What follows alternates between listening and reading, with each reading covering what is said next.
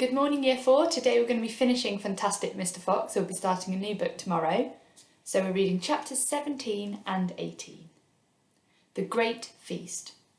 Back in the tunnel they paused so that Mr. Fox could brick up the hole in the wall. He was humming to himself as he put the bricks back in place. "I can still taste that glorious cider," he said. "What an impudent fellow Rat is." "He has bad manners," Badger said. "All rats have bad manners. I've never met a polite rat yet." "And he drinks too much," said Mr. Fox, putting the last brick in place. "There we are. Now, home to the feast." They grabbed their 3 jars of cider and off they went. Mr. Fox was in front, the smallest fox came next, and Badger last. Along the tunnel they flew, past the turning that led to Bunce's mighty storehouse, past Boggis's chicken house number 1, and then up the long home stretch towards the place where they knew Mrs. Fox would be waiting. "Keep it up, my darling," shouted Mr. Fox. "We'll soon be there. Think what's waiting for us at the other end, and just think what we're bringing home with us in these jars. That ought to cheer up poor Mrs. Fox." Mr. Fox sang a little song as he ran. "Home again swiftly I glide, back to my beautiful bride. She'll not feel so rotten as soon as she's gotten some cider inside her inside." Then Badger joined in.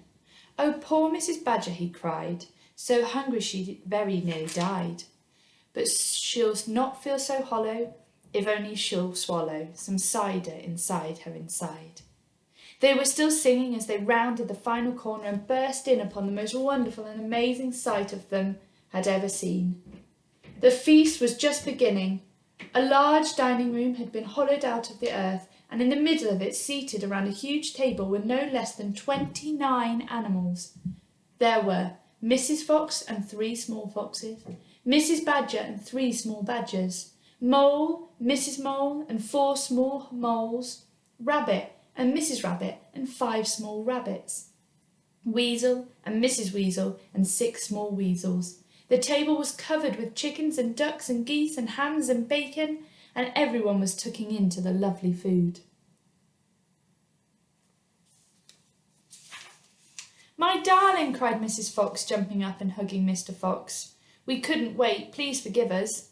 Then she hugged the smallest fox of all, and Mrs. Badger hugged Badger, and everyone hugged everyone else. Amid shouts of joy and great jars of cider were placed on the table. Mr. Fox and Badger and the smallest fox sat down with the others. You must remember, no one had eaten a thing for several days. They were ravenous.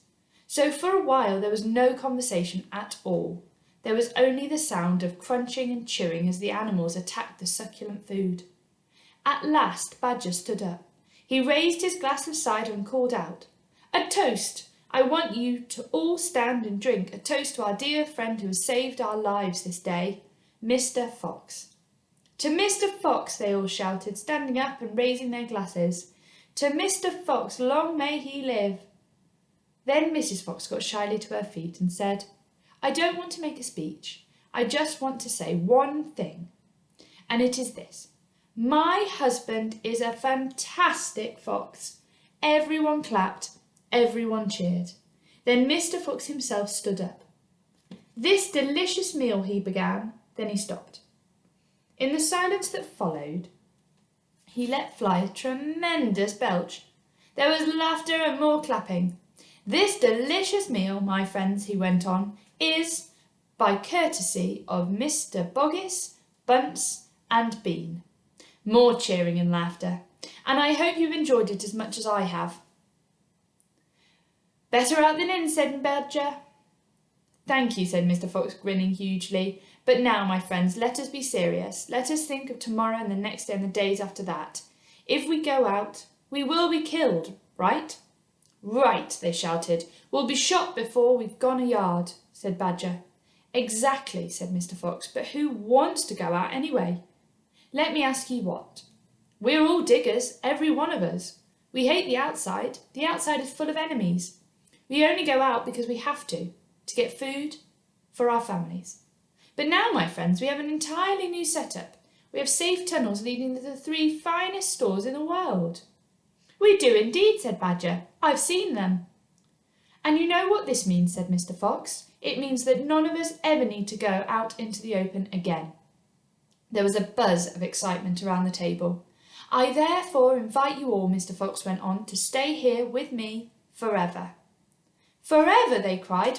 "My goodness, how marvellous!" And Rabbit said to Miss Rabbit, "My dear, just think, we're never going to be shot again in our lives." "We will make," said Mr. Fox, "a little underground village, with streets and houses on each side. Separate houses for badgers and moles and rabbits and weasels and foxes, and every day I will go shopping for you all, and every day we will eat like kings." The cheering that followed this speech went on for many minutes. Chapter 18. Still Waiting. Outside the fox's hole, Boggis and Bunce and Beans sat beside their tents with their guns on their laps. It was beginning to rain. Water was trickling down the necks of the three men and into their shoes. "He won't stay down there much longer now," Boggis said. "The brute must be famished," Bunce said. "That's right," Beans said. "He'll be making a dash for it any moment. Keep your guns handy." They sat there by the hole waiting for the fox to come out. And so far as I know, they're still waiting. The end.